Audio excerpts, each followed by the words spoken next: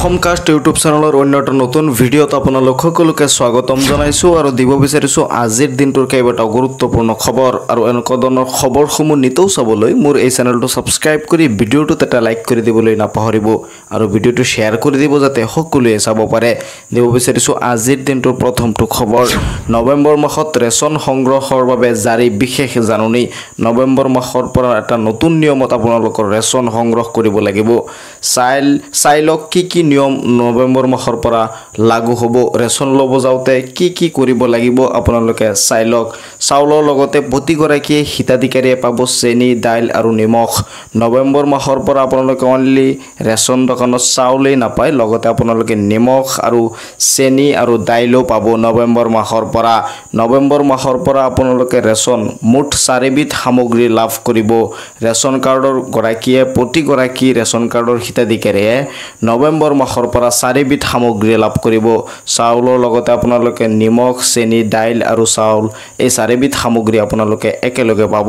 বজাৰতকৈ বহুত কম দামত আপোনালোকে এই ৰেচনসমূহ লাভ কৰিব পাৰিব। বজাৰৰ দৰতকৈ কমকৈ লাভ কৰিব এই ৰেচনসমূহ। প্ৰতি কেজি চেনি লাভ কৰিব মাত্ৰ 38 টকাত। আপোনালোকে প্ৰতি কেজি চেনি ল'বলৈ 38 টকা দিলে আপোনালোকে প্ৰতি কেজি চেনি ৰেচনৰ দোকানৰ পৰা লাভ কৰিব পাৰিব। প্ৰতি কেজি মচুৰ দাইল লাভ কৰিব মাত্ৰ 69 টকাত। 69 টকা দিলে আপোনালোকে 1 কেজি মচুৰ দাইল লাভ কৰিব পাৰিব ৰেচনৰ দোকানৰ পৰা। প্ৰতি কেজি নিমখ লাভ কৰিব মাত্ৰ 10 টকাত। 10 টকাত 1 কেজি নিমখ ৰেচন কাৰ্ডৰ দোকানৰ পৰা আপোনালোকে লাভ কৰিব পাৰিব। নৱেম্বৰ মাহৰ পৰা আপোনালোকক চাউলৰ লগতে 4 বিধ সামগ্ৰী দিয়া হ'ব, মুঠ চাউল, দাইল, নিমখ আৰু চেনি। নৱেম্বৰ মাহৰ 1 তাৰিখৰ পৰা আপোনালোকে ৰেচন সংগ্ৰহ কৰিব পাৰিব। ৰেচন সংগ্ৰহৰ সময়ত বাধ্যতামূলকভাৱে দিব লাগিব ফিংগাৰপ্ৰিণ্ট। এতিয়াৰ পৰা আপোনালোকে নৱেম্বৰ মাহত যদি আপুনি ৰেচন সংগ্ৰহ কৰিব বিচাৰে তেনেহ'লে আপুনি ফিংগাৰপ্ৰিণ্ট দিয়াটো বাধ্যতামূলক। ফিংগাৰপ্ৰিণ্ট নিদিয়াকৈ আপুনি ৰেচন সংগ্ৰহ কৰিব নোৱাৰিব। চাইল ল'ব যাওঁতে খেলিমেলি পালে আপোনালোকে এই অভিযোগ দিব পাৰিব এই নম্বৰত। নম্বৰটো হ'ল 180034536111ত দিয়ক অভিযোগ। যদি কোনোবাই ৰেচন দোকানী আপোনাৰ লগত খেলিমেলি কৰে আপোনাৰ লগত তেনেহ'লে এই নম্বৰত আপুনি অভিযোগ দিব পাৰিব। নম্বৰটো হ'ল 180034536111। এই নম্বৰত আপুনি অভিযোগ দিব পাৰিব। মুঠ 4 বিধ সামগ্ৰী লাভ কৰিব ৰেচন কাৰ্ডৰ প্ৰতিগৰাকী হিতাধিকাৰীয়ে। প্ৰতিগৰাকী হিতাধিকাৰীয়ে নৱেম্বৰ মাহৰ 1 তাৰিখৰ পৰা ৰেচন কাৰ্ডৰ তৰফৰ পৰা আপুনি 4 বিধ সামগ্ৰী লাভ কৰিব। চাউল, চেনি, নিমখ আৰু দাইল এই 4 বিধ সামগ্ৰী আপুনি নৱেম্বৰ মাহৰ পৰা ৰেচন কাৰ্ডৰ দোকানৰ পৰা সংগ্ৰহ কৰিব পাৰিব। দিব বিচাৰিছো এটা পৰৱৰ্তী খবৰ আৰু পৰৱৰ্তী খবৰটো এটা গুৰুত্বপূৰ্ণ খবৰ।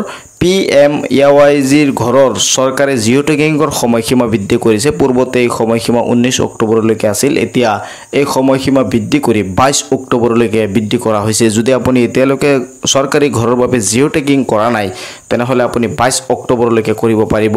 জীৱিকা সখী বা ৱাৰ্ড মেম্বাৰৰ থ্ৰুদিও আপুনি এই জিঅ' টেগিং কৰাই ল'ব পাৰে। যদি আপুনি এতিয়ালৈকে চৰকাৰী ঘৰ পোৱা নাই তেনেহ'লে আপোনাৰ কাৰণে আছে এটা ডাঙৰ সুযোগ। এই সুযোগ আপুনি নেহেৰুৱাব।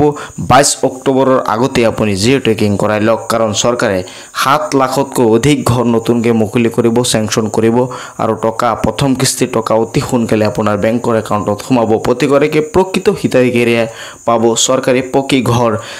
যাৰ নেকি চৰকাৰী ঘৰ নাই বা আপুনি প্ৰকৃত হিতাধিকাৰী হয়, যোগ্য হিতাধিকাৰী হয়, আপুনি চৰকাৰী ঘৰ পাবলৈ সক্ষম হ'ব। PMAYৰ ঘৰ দিয়াৰ নামত টকাৰ লেনদেন কৰা সকল সাৱধান। যিসকলে নেকি চৰকাৰী ঘৰক লৈ টকাৰ লেনদেন কৰিব বিচাৰে, টকা ল'ব বিচাৰে বা ঘোচ ল'ব বিচাৰে, আপোনাৰ পৰা ঘোচ খোজে, সেইসকলক সাৱধান কৰি দিছে চৰকাৰে। টকাৰ লেনদেন কৰা সকল পৰিব বিপদত। যদি আপোনাৰ পৰা চৰকাৰী ঘৰৰ নামত কোনোবাই টকা বিচাৰে তেনেহ'লে সেইজন মানুহ পৰিব বিপদত।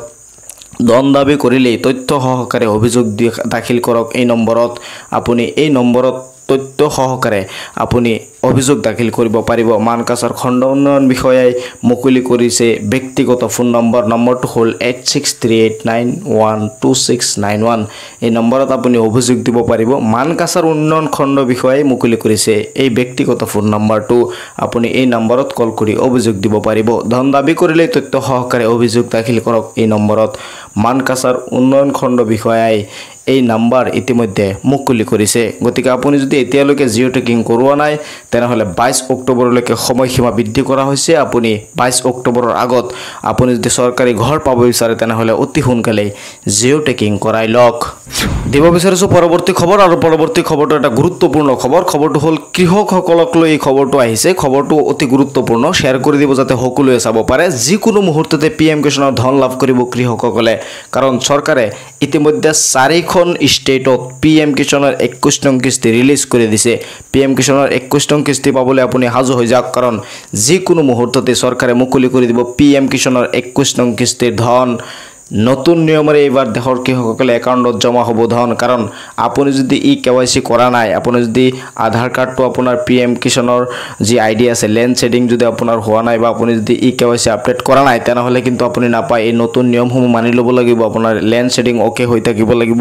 কেৱাইসিটো কমপ্লিট হৈ থাকিব লাগিব কাৰণ চৰকাৰে ইতিমধ্যে 4 ৰাজ্য পঞ্জাব হিমাচল প্ৰদেশ উত্তৰাখণ্ড আৰু জম্মু কাশ্মীৰত বিতৰণ কৰা হৈছে 21 নং কিস্তিৰ ধন চৰকাৰে ইতিমধ্যে মুকলি কৰি দিছে অসমতো অতি সোনকালে চৰকাৰে পিএম কিষাণৰ 21 নং কিস্তিৰ ধন মুকলি কৰি দিব বান আৰু বৰষুণৰ বাবে 4 ৰাজ্যত আগতীয়াকৈ দিয়া হৈছে পিএম কিষাণৰ ধন 4 ৰাজ্যত আগতীয়াকৈ পিএম কিষাণৰ ধন দি দিয়া হৈছে কিন্তু অসমতো অক্টোবৰ মাহতে পিএম কিষাণৰ ধন দিব বুলি জানিব পৰা গৈছে হেগ্ৰেই আন ৰাজ্যৰ কৃষকৰ একাউণ্টতো জমা হ'ব 21 নং কিস্তিৰ ধন আৰু 21 নং কিস্তিৰ 2000 টকা হেগ্ৰেই আন ৰাজ্যৰ কৃষকৰ একাউণ্টতো জমা হ'বলৈ গৈ আছে যেহেতু অক্টোবৰ মাহতে পিএম কিষাণৰ 21 নং কিস্তিৰ ধন দিব বুলি চৰকাৰৰ তৰফৰ পৰা জানিব পৰা গৈছে গতিকে আজিয়ে কৰি লওক আপুনি কেৱাইসি আপডেট নকৰিলে কিন্তু আপুনি পিএম কিষাণৰ 21 নং কিস্তিৰ ধনৰ পৰা বঞ্চিত হ'ব আৰু যদি আপুনি কেৱাইসিটো কৰি লয় আপুনি যদি 20 নং কিস্তিটো পোৱা নাছিলে তেনেহলে 20 নং কিস্তিৰ 2000 আৰু 21 নং কিস্তিৰ 2000 একেলগে মিলাই আপুনি